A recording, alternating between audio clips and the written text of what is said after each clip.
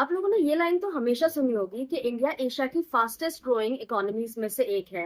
पर क्या कभी ये सोचा है, अगर हमारा जीडीपी इतने ही अच्छे तरह से जा रहा है तो हमारी जो मिडिल क्लास है वो इतने प्रेशर में क्यों है? क्योंकि सिर्फ जीडीपी बढ़ने से ही लोग रईस नहीं हो जाते भाई। जो एक्चुअल खेल है ना वो आपका है पर कैपिटा इनकम और परचेजिंग पावर का।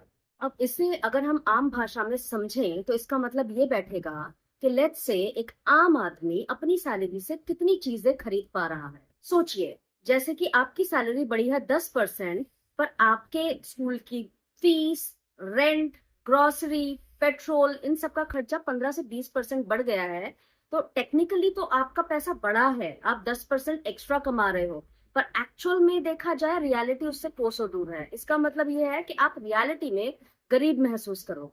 इंडिया की जो टोटल जीडीपी है वो काफी ज्यादा है, पर हम लोगों की पॉपुलेशन भी तो उतनी ज्यादा है, और इसीलिए हम लोगों की जो एवरेज इनकम है वो बहुत देशों से काफी पीछे है। और सबसे बड़ी बात, अगर जीडीपी का फायदा सिर्फ टॉप लेवल को मिल रहा है और मिडिल क्लास के हाथ आ रहा है सिर्फ टैक्सेस और इन्फ्लेशन, तो ये सब ना सिर्फ हेडलाइंस में ही अच्छा लगेगा, ग्राउंड रियलिटी में नहीं। इसलिए अगली बार कोई पूछे ना कि भाई हम तो फोर्थ लार्जेस्ट इकोनॉमी बन गए हैं, उससे एक क्वेश्चन जरूर पूछ लेना कि क्या इससे जो भारतीय हैं उनकी लाइफ पे कोई इफेक्ट पड़ा है, या मिडिल क्लास अभी भी टैक्सेस में और इन्फ्लेशन में फंसा हुआ है।